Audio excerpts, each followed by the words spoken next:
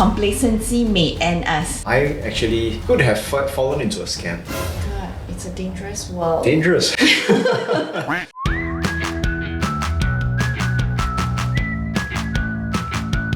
Hi everyone, I'm really excited today because my good friend Norman from Google is here to join me to talk about scams. I'm Annabelle, I'm a clinical psychologist from Annabelle Psychology, and here we have Norman. Hi, I'm Norman, Head of Global Engagements in Trust and Safety in Google, and talking about our favorite topic here today, and that's on frauds and scams online. Okay, so Norms, Yeah. Is it true that younger adults from 20 to 39 years old, they actually make up the largest group of scam victims? That's an interesting question. In fact, we think that it may be a very educated, well-informed group of audiences down here, but interestingly, we've also learned that they may be susceptible to scams. For example, we always call this FOMO, right? Fear of missing out. Before too good to be true sort of prices, and they in that quick instance they want to purchase something, not really verifying whether this seller is authentic or otherwise. They eventually then fall into a scam down here. So I think that we may think that traditional notions of what a victim would be, a traditional archetype of a scam victim would be, it actually goes both ways down here. Absolutely, and I think you really highlighted the main points, right? Because a lot of times I think the more we think we know, actually the more likely we are to fall into a scam. So for example, some of us who may have a bit more information about investment scams, That's right. We actually have this thing called confirmatory bias. Right. We like to confirm information that we already know. Okay. So we will take that lens and say, oh yeah, that fits what we know, and so it should be true. And we may not actually counter-check that information. So that's where if there's no pause system or we don't check it quickly, that's where the scams can actually take place. Interesting. Because it's very visceral, right? Scams actually engage in our visceral kind of like motivations, That's like right. love, like maybe sometimes greed, sometimes our basic needs and motivations as well. Curious to find out, just for personal learning, are there like additional impacts to a victim? I think one of the probably a bit more common ones I see in the clinic is probably a love scam victim. So I really feel a lot for them, because actually a lot of times the love scam victims, they are not only scammed financially, they are also scammed, like their feelings are also being scammed.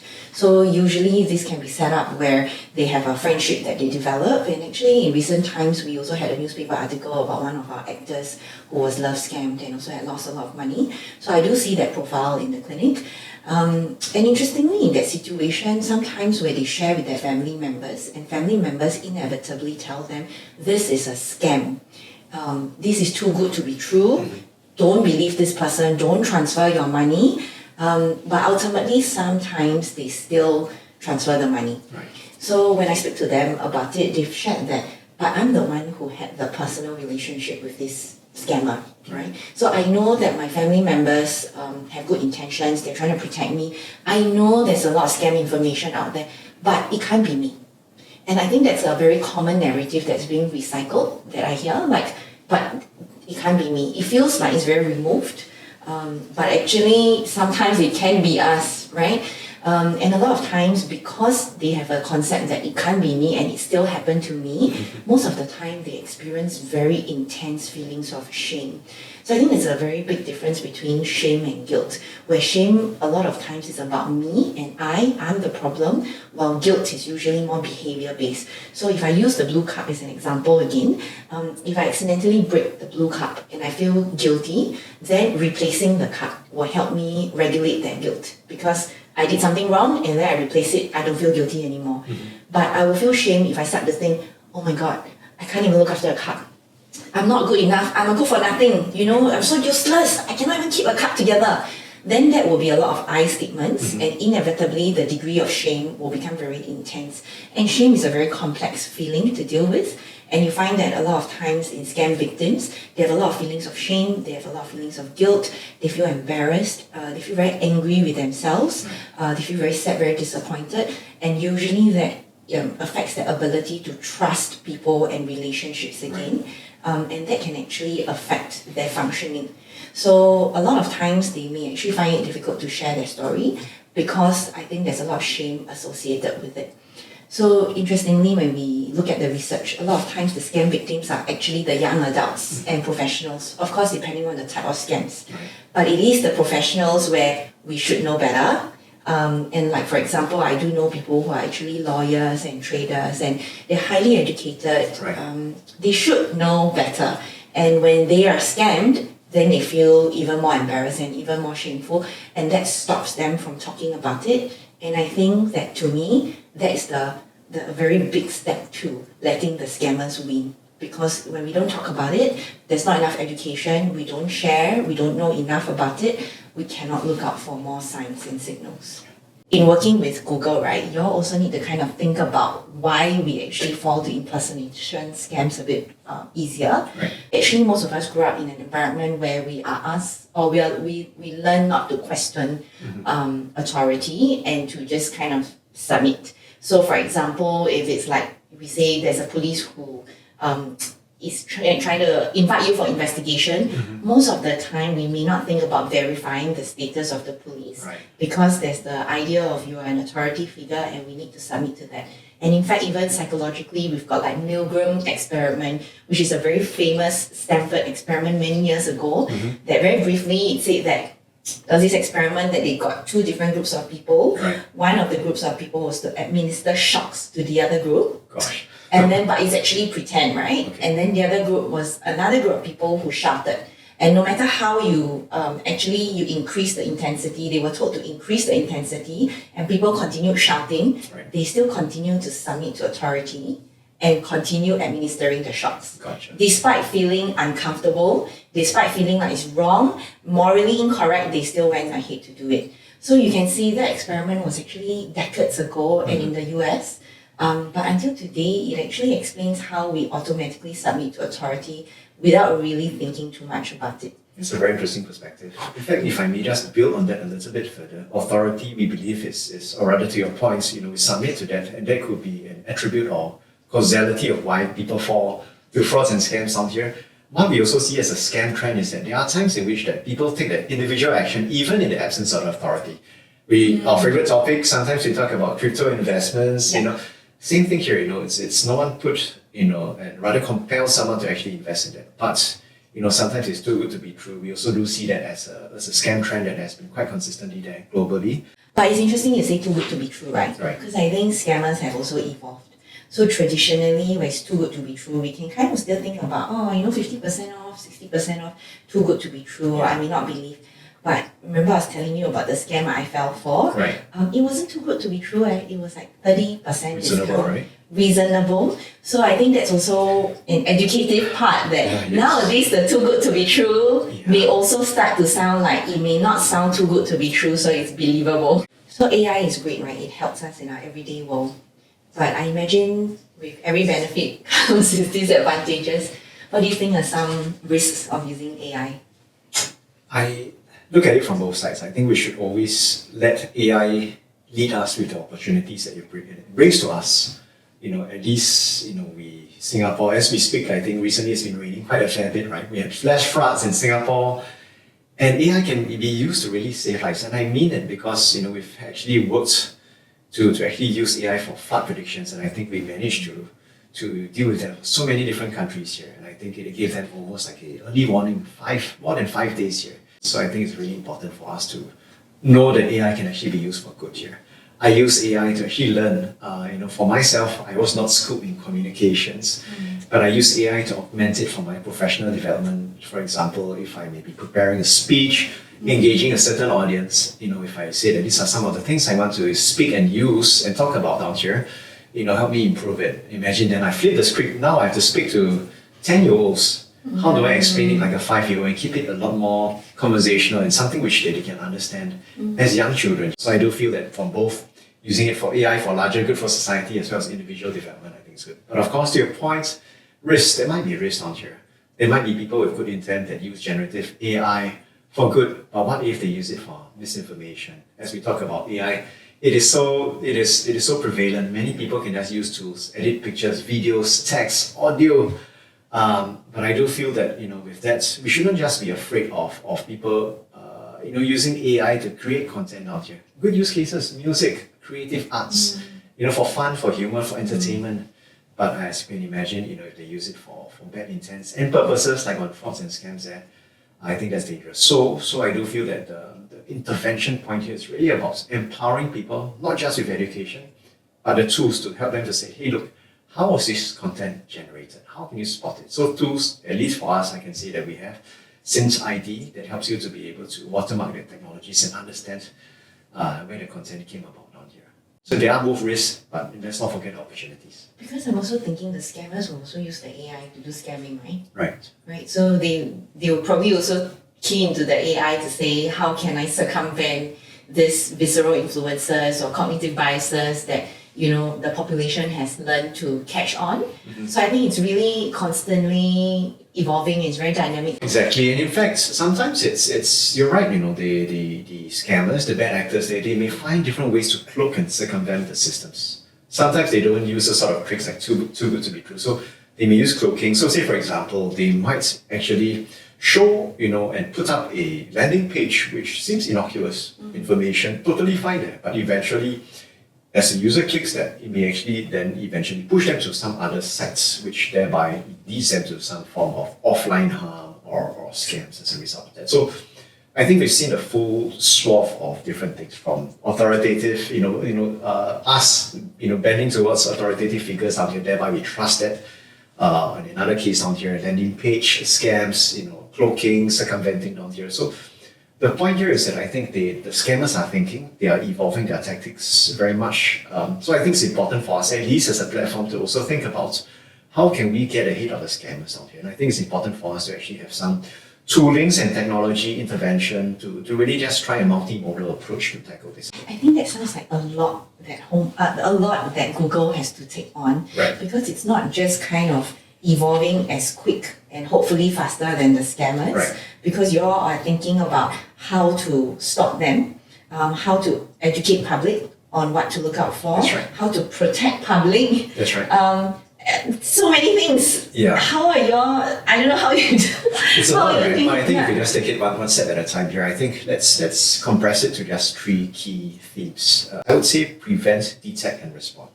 I'll start with prevention. By that, what I mean is a safety by design intervention. There is always a technological element where we are able and we should have the sort of upstream prevention. We always say prevention is better than cure, right? Rather than someone eventually gets surfaced to a potential scam here.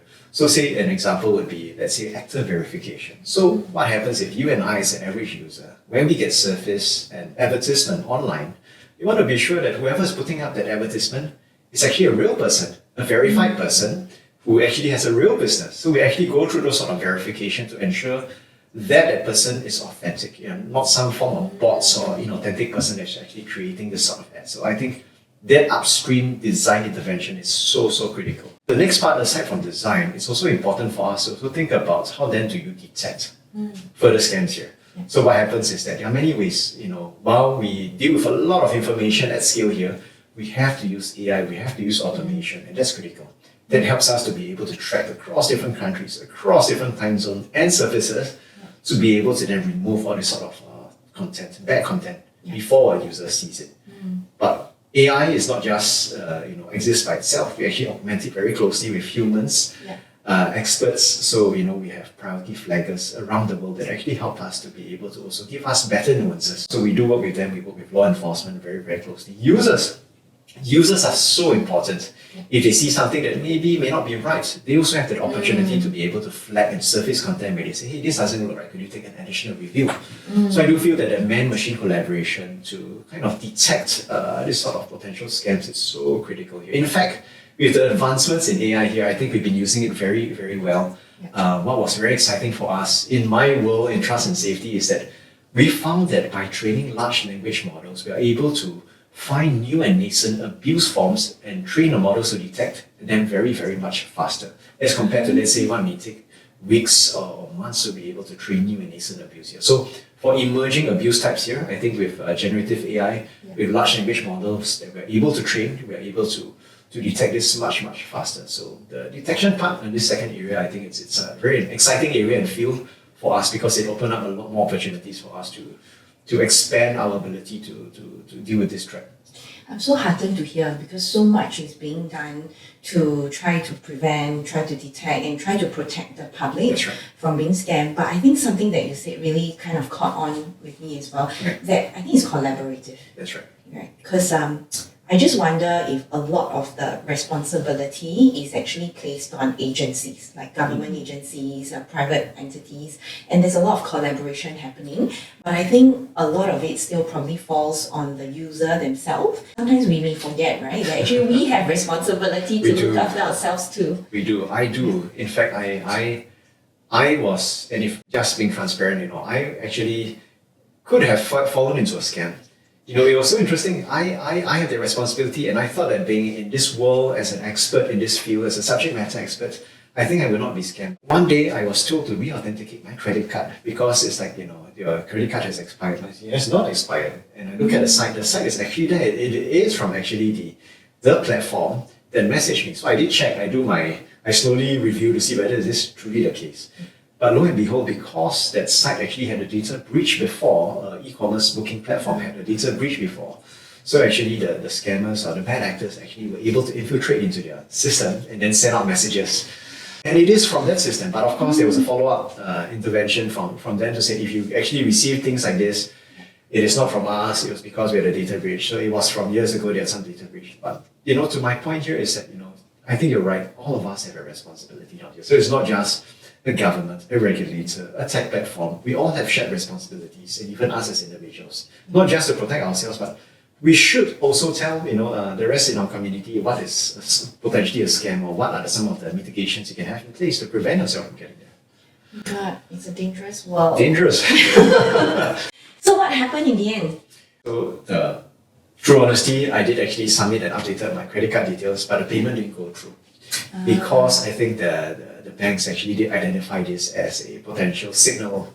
Good job. So I think good job to the local banks in Singapore for actually doing that. So I think that actually prevented me from falling trapped to a scam.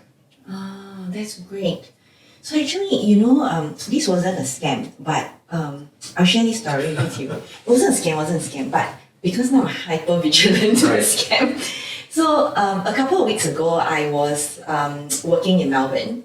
And then, so there was a time difference, right? 3-hour time difference. And I got a message from the bank saying that a deduction has been made. And then I was like, that's not me, because it was like 7 a.m. Melbourne time. And then it would have been 4 a.m. here, right? So I didn't know where this deduction came from. So I panicked for a little while, and I was thinking, oh, it was $1,000 over deduction. What should I do? Actually, in that moment, it took me a while to decide, okay, do I want to call the bank now, or do I want to sit on it for a while? Because I was rushing to work. So in the end, I decided, no, I'm going to call the bank. And then the bank said, oh, is it, if it's a fraudulent transaction, I can cancel your card now. But I'm like, I'm overseas. If you cancel my card, I'm gone. I'm like, how am I going to pay for things? Right. So I'm like, okay, can you please trace and let me know what this is? And in the meantime, I was desperately trying to reach my husband to say, did you do any online shopping, or like what happened, right? Okay, but because I'm not on top of things, turns out it's actually a mortgage deduction. But I didn't know, right? And I was just really hyper vigilant.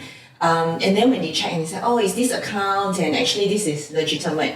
But after I hung up, right, I was thinking, in a hyper vigilant world now, where any moment we can get scammed, I almost don't really know when it's real and when it's not real anymore. And in fact, the truth is, when I called the bank, because I was calling from overseas, there was a voice in my head that, what if this is not even the real person from the bank speaking with me? Right. I think I'm starting to get paranoid. No, I think you're not the only one, right? So I do feel that we should not be crippled by this sort of situations, issues that plague us. But I think it's useful for us to really think about how then can we then hedge ourselves a little bit better.